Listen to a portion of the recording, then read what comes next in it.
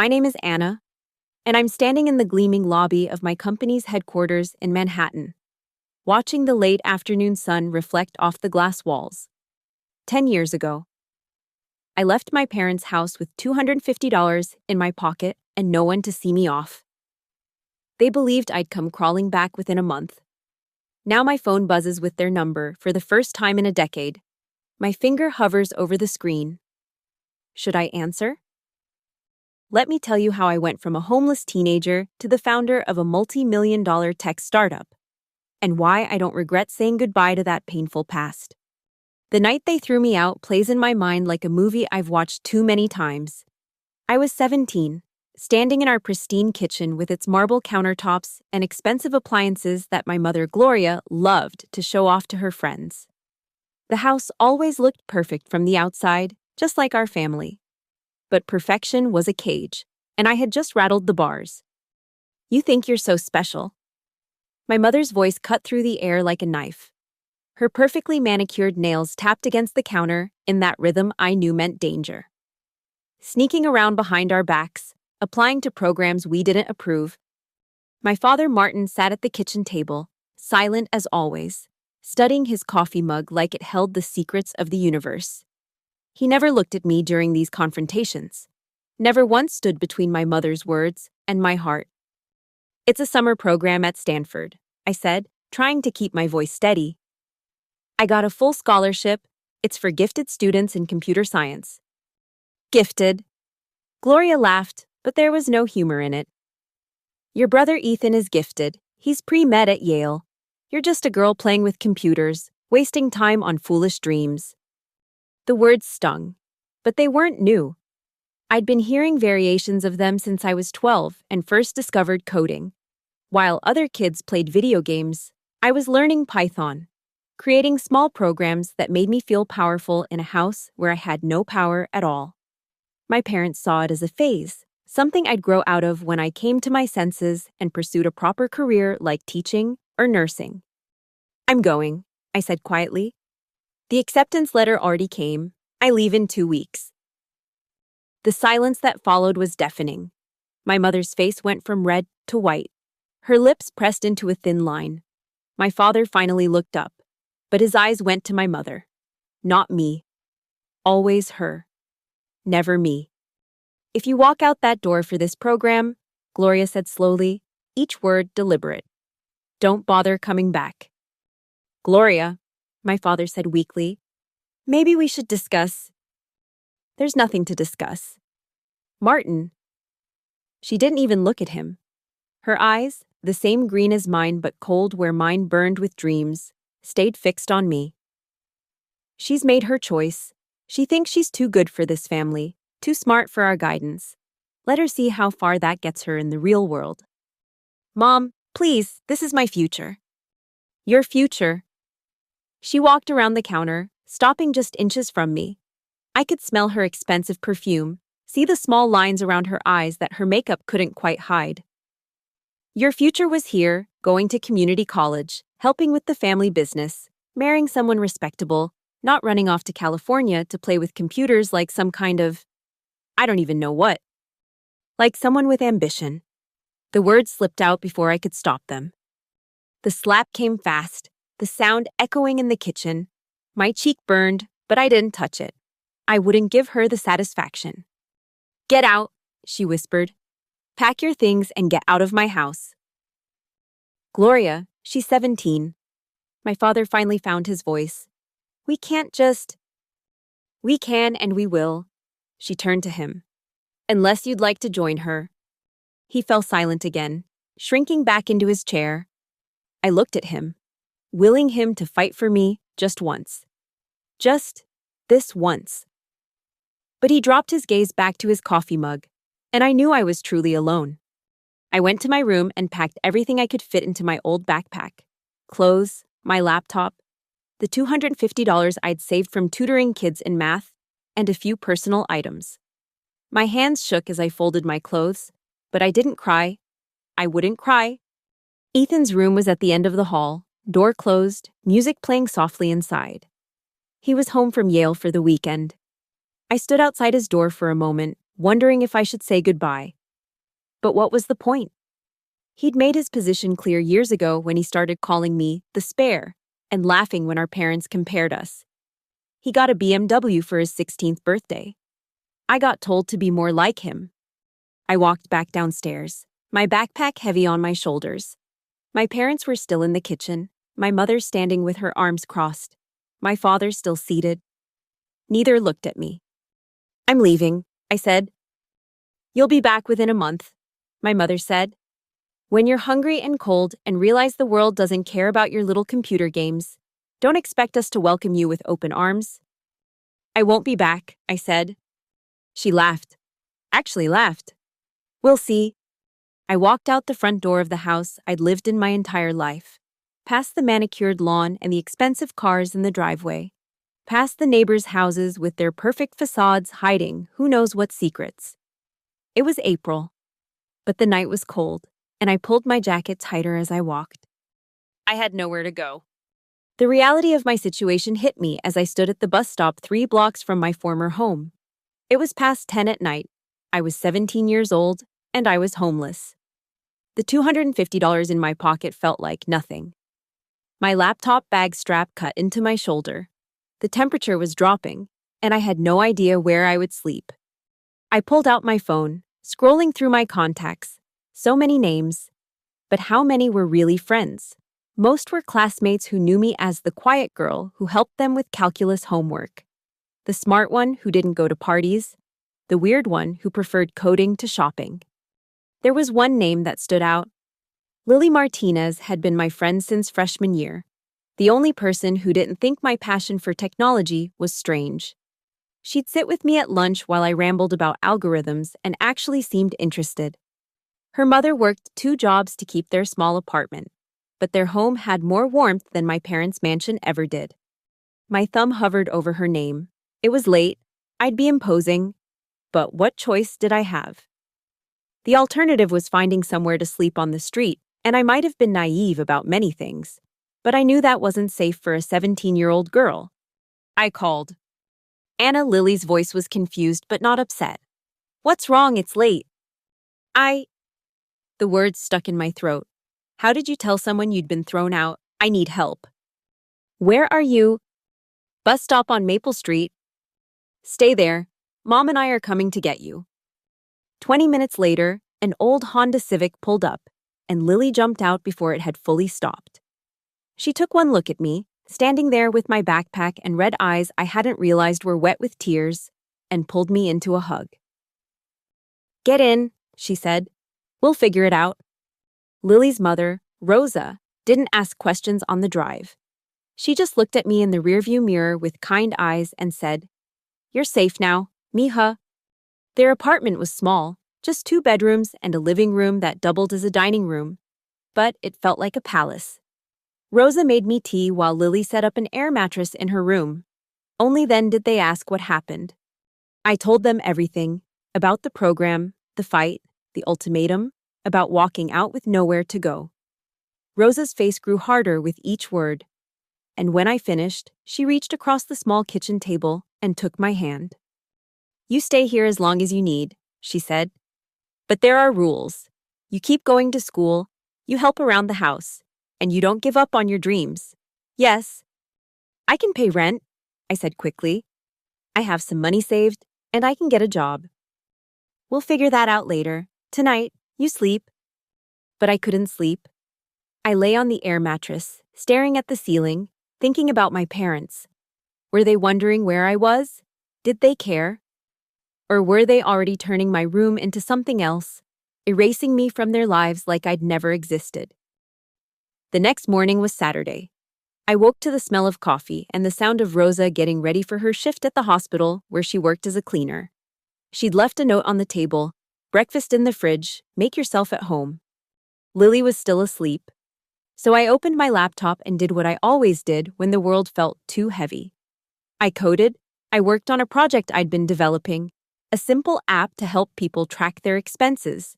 It wasn't much, but it kept my mind focused on something other than the fact that I was homeless. "You know you can't stay on that air mattress forever," Lily said when she finally woke up.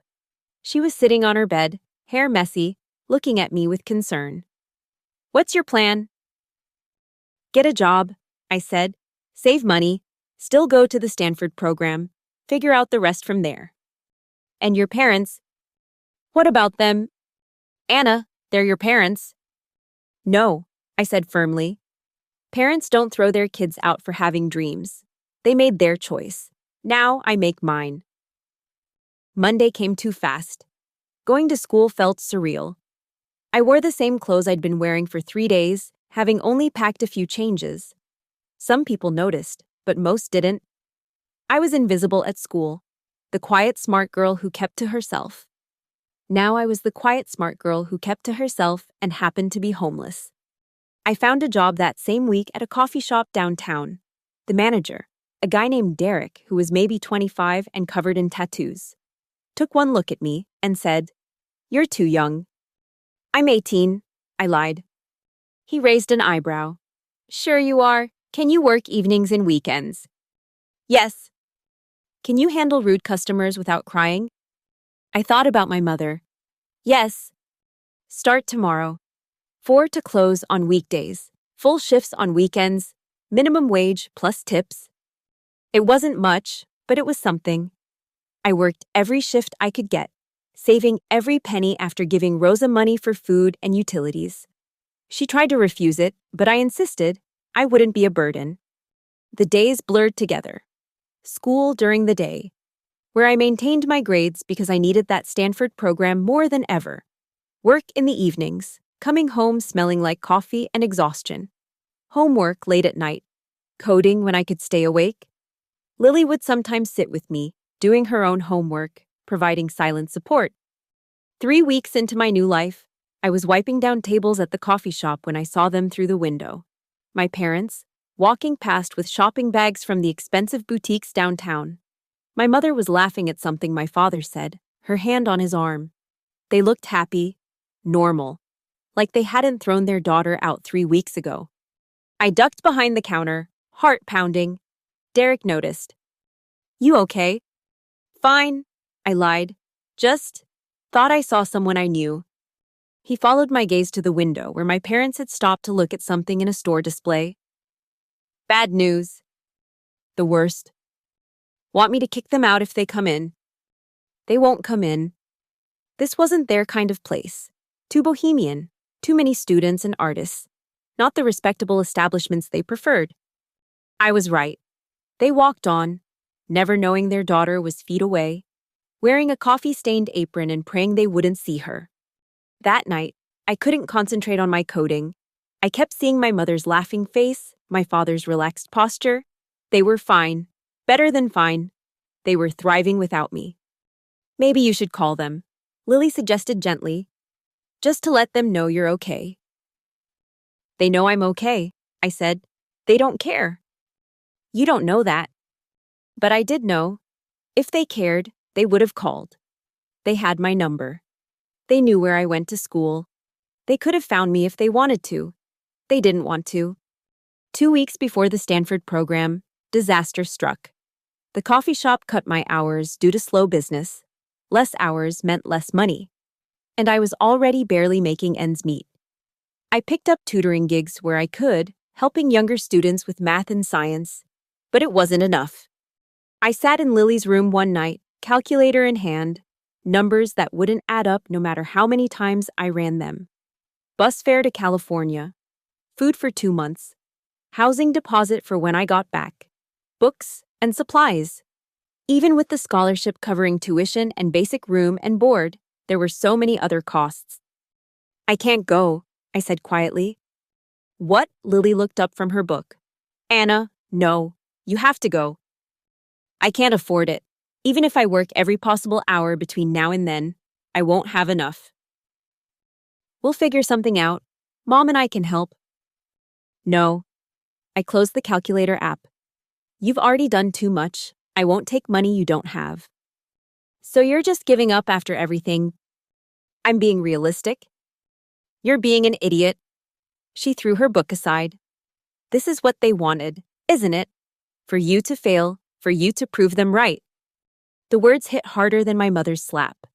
Because Lily was right. This was exactly what my parents expected. For me to crawl back, defeated, begging for forgiveness, for the real world to crush my dreams like they'd always said it would. I won't let them win, I said. Then don't.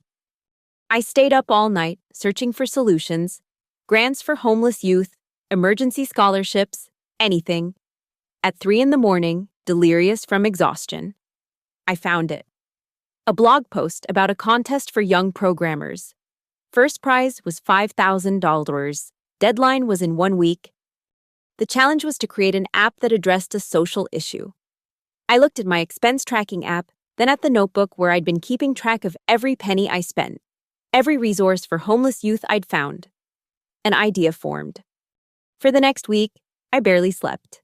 I went to school, went to work, then coded until my eyes burned. The app I created was simple but powerful, a resource tracker for homeless youth. It compiled shelters, food banks, free clinics, job opportunities, and educational resources based on location. It included a budget tracker, emergency contacts, and a community feature where young people could share tips and support. I called it Bridge. I submitted it an hour before the deadline, then collapsed on the air mattress, too exhausted to even worry about whether it was good enough. 3 days later, I got the email. I'd won. The $5,000 felt like $1 million. I paid Rosa 2 months of rent in advance, bought a bus ticket to California, and had enough left over for everything else I needed. When I told Derek I was leaving for the summer program, he grinned. Good, you're too smart to be slinging coffee forever. But if you need a job when you get back, you got one. The night before I left, Rosa made a special dinner. Nothing fancy, just rice and beans and chicken. But she'd made my favorite dessert too. We sat around their small table, and for a moment, I felt what family was supposed to feel like. You make us proud, Rosa said, raising her glass of water in a toast. To Anna, who refuses to let anyone dim her light. I cried then, really cried. For the first time since leaving my parents' house, I let myself feel the grief of losing the family I'd been born into. But I also felt the joy of finding a family that chose me, that supported my dreams instead of trying to crush them. The bus ride to California took 2 days. 2 days of watching the country roll by, of thinking about where I'd been and where I was going. Other passengers probably saw a young girl traveling alone and felt pity. They didn't know I was carrying my whole future in my backpack. Stanford's campus was like something out of a dream. Palm trees and Spanish architecture, brilliant minds from around the world gathered to learn and create. The dorm room I was assigned for the summer was small and basic, but it was mine. I set up my laptop and thought about the air mattress in Lily's room, the childhood bedroom I'd left behind. This was better. This was chosen. The first day of classes. I walked into a lecture hall filled with other young programmers. For the first time in my life, I wasn't the weird girl who liked computers. I was just another student, eager to learn. The professor, a woman named Dr. Grace Nakamura, commanded the room with quiet authority. You're here because you're exceptional, she began. But exceptional isn't enough. The tech world is brutal, especially for those of you who don't fit the traditional mold. Women, people of color, those from low-income backgrounds, you'll have to work twice as hard for half the recognition. The question is, are you willing to do it? A forest of hands went up, mine included. Good, she smiled. Then let's begin. The next 2 months were the hardest and best of my life. I learned more than I'd thought possible, not just about coding, but about myself. I discovered I could survive on 4 hours of sleep if the project was interesting enough. I found out I was good at not just writing code, but explaining it to others. I realized that my background, the very thing my parents had been ashamed of, gave me insights other students didn't have. The Bridge app became my final project, expanded and improved with the skills I was learning. Dr. Nakamura pulled me aside after I presented it to the class. This is brilliant, she said.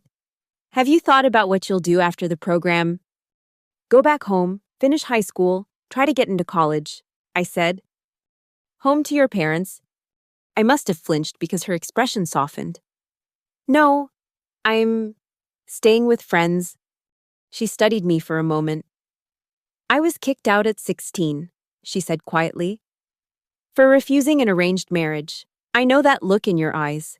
The determination mixed with fear, the weight of proving yourself not to the world, but to the people who should have loved you unconditionally. I couldn't speak. No adult had ever understood so completely. I'd like to stay in touch, she said, handing me her business card. You have a bright future, Anna. Don't let anyone convince you otherwise. The program ended too soon. I'd made friends, real friends who understood my passion and shared it. We promised to keep in touch, to support each other as we navigated the tech world. On the last night, we stayed up talking about our dreams, starting companies, changing the world, proving everyone wrong who'd ever doubted us. The bus ride back to reality was harder than the journey out. I'd tasted what my life could be, and now I had to return to the grind of survival. But I was different. The scared girl who'd been thrown out was gone. In her place was someone who knew her worth. Senior year of high school was a blur of college applications, work, and continuing to develop Bridge. Dr. Nakamura had connected me with other mentors, and I was learning about entrepreneurship, venture capital, the business side of tech. My grades were perfect, my SAT scores high, but I knew that wouldn't be enough. I needed scholarships, full rides. There was no safety net of parents who could pay.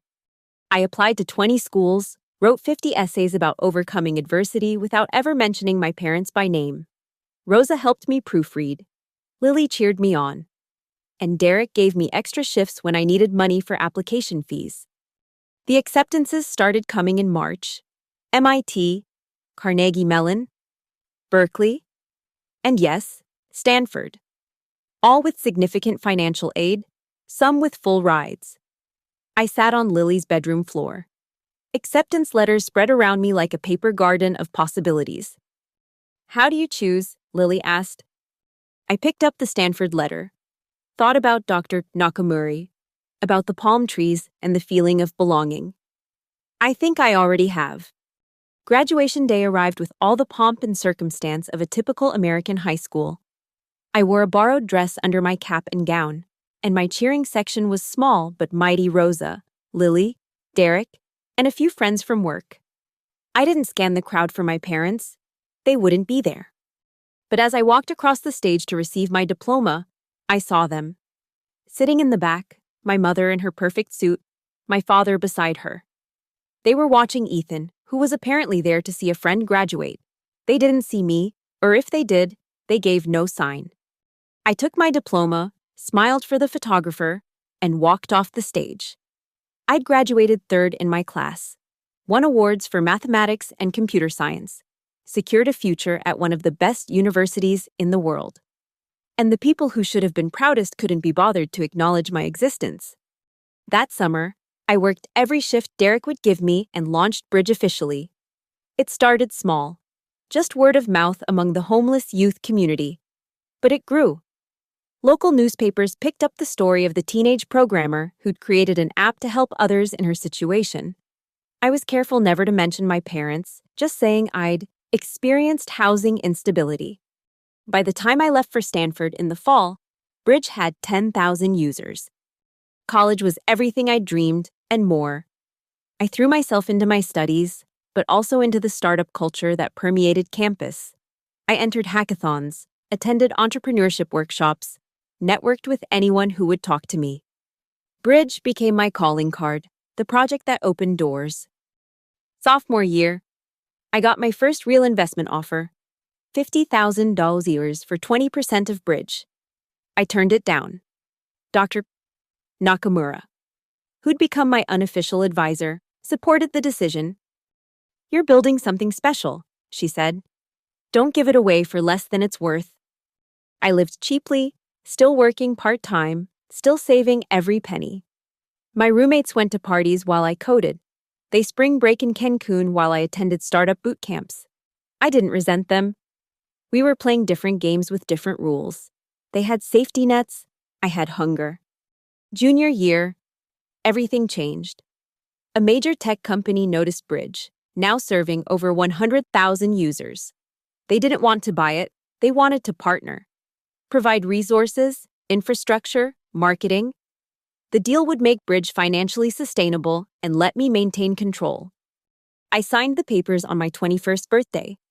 Senior year was a whirlwind of job offers and acquisition attempts. Everyone wanted the young woman who'd built a successful social impact startup. But I had bigger plans. Bridge was just the beginning. I had ideas for using data analytics to solve social problems, to make technology work for the people usually left behind. Graduation approached, and with it, decisions. Take a safe job at an established company, join an exciting startup, or take the leap and build my own company. Dr. Nakamura invited me to dinner to discuss my options. Over sushi in Palo Alto. She asked the question no one else had. Have you spoken to your parents? No. Do they know about Stanford, about Bridge, about any of it? I don't know. Maybe. I haven't hidden it. But you haven't reached out. They made their choice, I said, stabbing at a California roll. I've made mine. I'm not suggesting you reconcile, she said gently. But sometimes the best revenge is massive success. And sometimes you need to face the past to fully embrace the future. I thought about her words as I walked across Stanford's graduation stage. Rosa, Lily, and her boyfriend were in the audience. Derek had sent a congratulations text with a coffee cup emoji. My chosen family was celebrating with me. My birth family was nowhere to be seen. After graduation, I took a leap of faith. Using the money I'd saved and a small investment from Dr. Nakamura and other mentors, I founded Data Nova. The concept was simple but revolutionary: use advanced data analytics to help nonprofits maximize their impact. Food banks could predict demand and reduce waste. Homeless shelters could optimize resources. Educational programs could track and improve outcomes. The first year was brutal. 18-hour days were the norm. I lived on ramen and determination. My office was a corner of a shared workspace where the coffee was terrible, but the Wi-Fi was strong. I pitched to hundreds of nonprofits, most of whom couldn't afford our services even at nonprofit rates. Slowly, though, things turned around. A food bank in Oakland took a chance on us. Our system helped them reduce waste by 30% and serve 20% more families. Word spread. More nonprofits signed on. We hired our first employee, then our second. By year 2, we were profitable. Barely. But it counted. I moved out of my shared apartment into a studio of my own. It was small and the hot water was temperamental. But it was mine. I'd never taken a penny from my parents, never gone crawling back. Every success was earned. Year 3 brought venture capital interest. Real money, not just angel investments. I was careful. Choosing investors who understood our mission wasn't just profit. We raised $10 million, and suddenly Data Nova was a real company with real offices and a team of 20. The tech press started paying attention. The 25-year-old founder using data to change the world. From homeless to CEO Anna Chen's inspiring journey. I did the interviews, smiled for the photographers, told my story in carefully edited portions.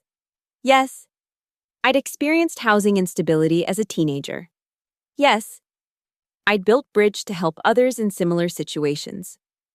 No, I didn't want to discuss my family. But success has a way of reaching even those who've written you off. Year 4 of Data Nova. We closed a $60 million Series B round. TechCrunch ran a feature. Forbes included me in their 30 under 30. My photo was everywhere, the success story of the year. The girl who'd overcome everything to build something meaningful. That's when they called. I was in my office, the real executive office with windows overlooking the bay, when my assistant knocked. Anna, there's someone on line 1 who says they're your mother. Should I? The words hit me like a physical blow. 4 years of silence, and now they called now. When my face was in magazines and my company valuation made headlines. I'll take it, I heard myself say. My hand trembled as I picked up the phone. Hello? Anna. My mother's voice was exactly as I remembered, controlled, careful, with that underlying current of judgment. I see you've done well for yourself. What do you want, Gloria? A pause. She hadn't expected me to use her first name. Is that any way to speak to your mother? I don't have a mother. I have a biological parent who threw me out. What do you want? Your father and we've had some setbacks. The economy. You understand. Bad investments. We thought perhaps, given your success, you might want to help your family. There it was. They needed money. Of course. No. Anna, be reasonable. We're your parents. We're past tense. You made that clear when you threw out a 17-year-old for having ambitions. We were trying to protect you. The world is harsh, especially for women in tech. We wanted you to have realistic expectations. By throwing me out, by telling me I'd come crawling back in a month. We knew you'd be fine. You were always so independent. The revision of history was breathtaking. I laughed, actually laughed. I was homeless, Gloria. I slept on an air mattress in my friend's room. I worked minimum wage jobs and went hungry to save for college. You knew none of this because you didn't care. That's not true. We always cared.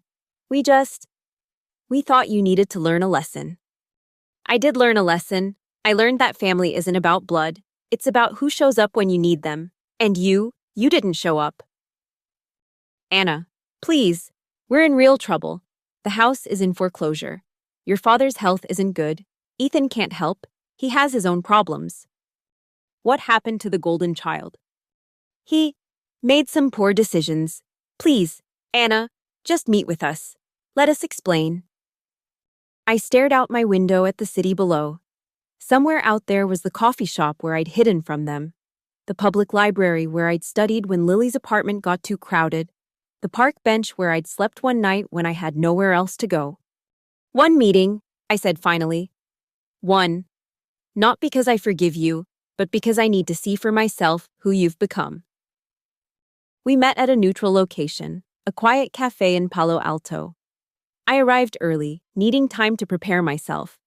When they walked in, I was shocked at the change. My mother's designer clothes were gone, replaced by off-the-rack basics. My father looked older, grayer, smaller somehow. They sat across from me like supplicants before a queen. You look well, my mother said. I am well. We followed your success, my father said quietly. We're proud of you. Are you, or are you proud of my bank account?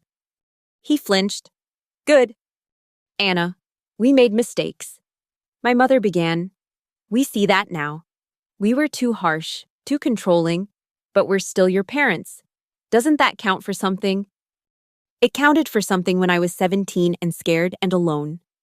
Where was this realization then? We thought you'd come back, she admitted. When you didn't, we assumed you were fine. You'd always been so capable. I was a child, your child, and you threw me away like garbage because I wouldn't conform to your vision of who I should be. We're sorry, my father said. Truly sorry. Sorry enough to need my money. They exchanged glances. My mother straightened, and for a moment, I saw the woman who'd slapped me for having dreams. Yes, we need help. Is that so wrong? For parents to ask their successful daughter for help? Yes, I said simply. Because you're not asking as parents who supported and loved their daughter. You're asking as strangers who happen to share my DNA. Strangers who told me I'd never amount to anything. We were wrong, my mother said through gritted teeth. The apology cost her. I could see. Gloria Chen didn't apologize. Is that what you want to hear? We were wrong about everything. I don't want to hear anything. I wanted parents who loved me unconditionally. I wanted a father who would stand up for me. I wanted a mother who saw my potential instead of trying to crush it. But we don't always get what we want. So you'll let us lose everything?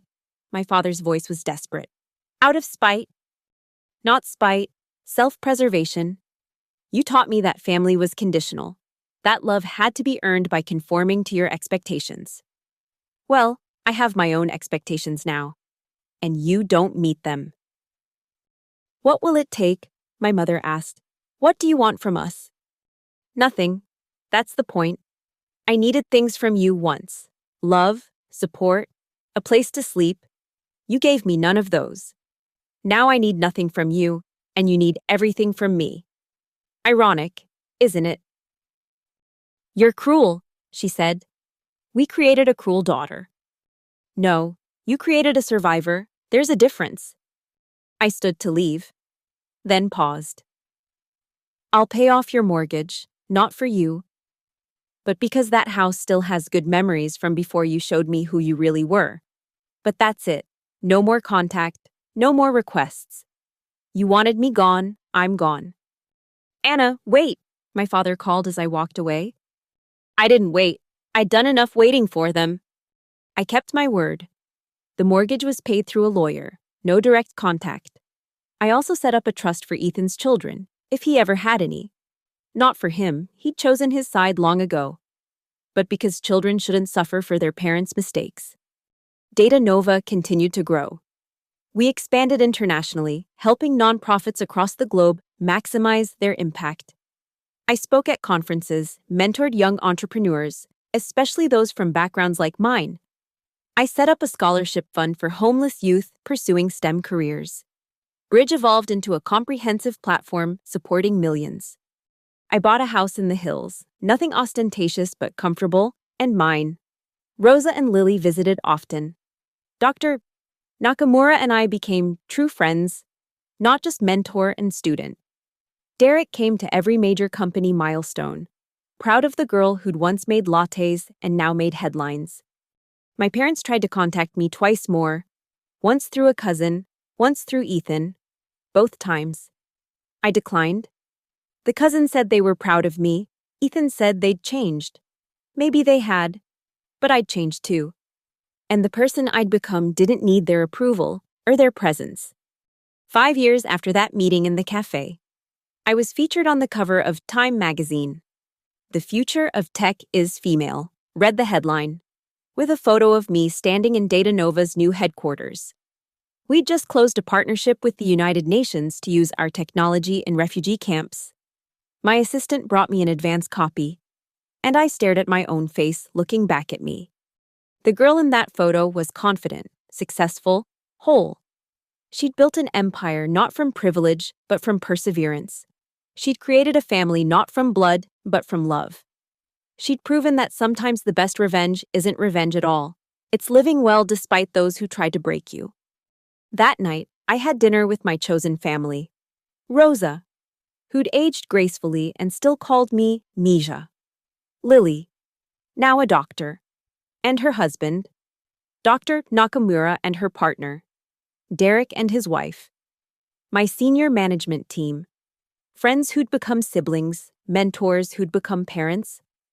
A toast, Rosa said, raising her glass.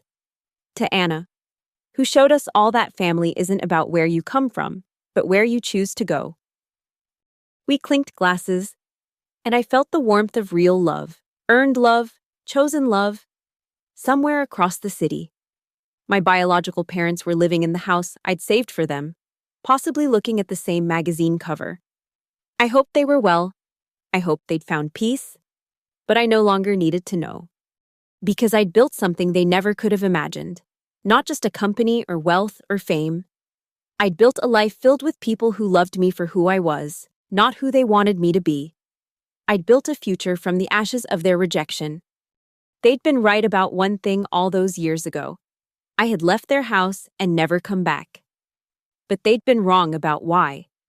It wasn't because the world had broken me, it was because I'd finally found where I belonged. My phone buzzed. Another interview request. Another opportunity to share my story. I declined.